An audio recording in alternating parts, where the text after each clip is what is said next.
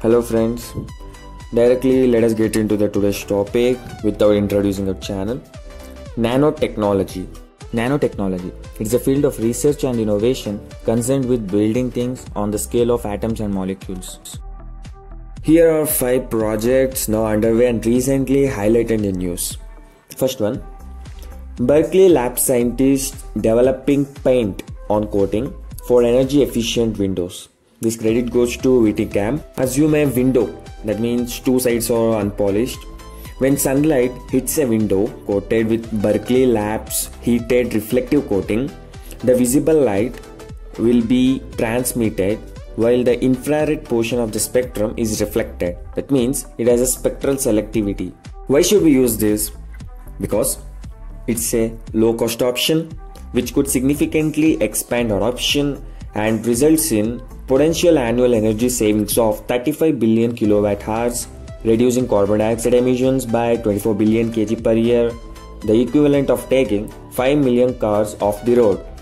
Whittingham worked on understanding and controlling how bottle brush polymers self-assemble into nanostructures behaving as photonic crystals, which can selectively reflect light at different frequencies. This will allow the coating to reflect the majority of sun's energy and reducing the amount of heat passing into building while still appearing clear to the eye.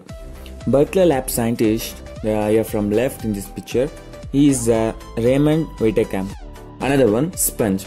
See, the list of environmental pollution that the world faces may be huge, but some strategies for solving them are remarkably small. First, explored in nanomaterials.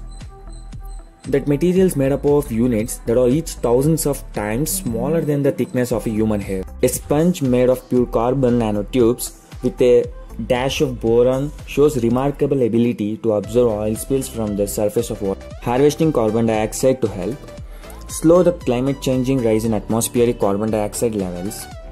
Researchers have developed nano carbon dioxide harvesters that can suck atmospheric carbon dioxide and deploy it for industrial purposes. Nanomaterials can convert carbon dioxide into useful products like alcohol. The materials could be simple chemical catalysts or photochemical in nature that work in the presence of sunlight. Nanoparticles offer a promising approach to this because they have a large surface area to volume ratio for interacting with carbon dioxide and properties. Now the challenge is to make them economically viable. The work is still in progress to make affordable. Another one, nanowires that move data at light speed. Researchers have found a new way to produce nanoscale wires that can serve as teeny, tunable lasers. The performance of these teeny lasers is promising for the field of optoelectronics, which is focused on combining electronics and light to transmit data. It brings light speed data transmission to desktop.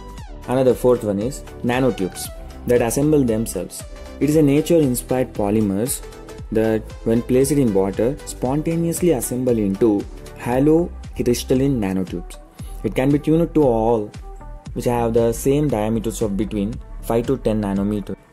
It have the potential to be incredibly useful, from delivering cancer-fighting drugs inside cells to desalinating seawater by controlling diameter of nanotubes.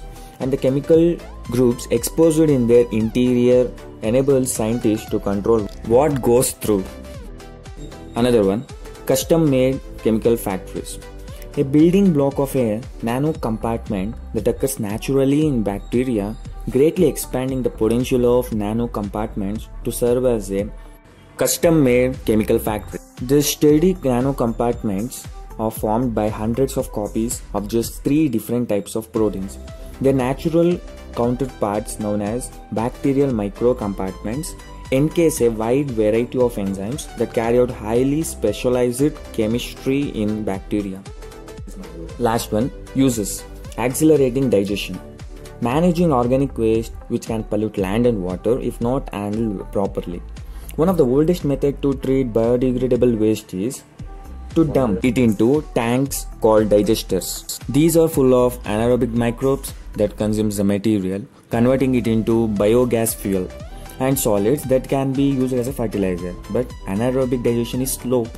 Recent research showed that Adding metal oxide nanoparticles to a food waste digester doubled the amount of biogas fuel produced compared to digester without it. It can accelerate the anaerobic digestion of the sludge, thus making it more efficient in terms of duration and enhanced production of biogas. And even iron oxide nanoparticles are non-toxic.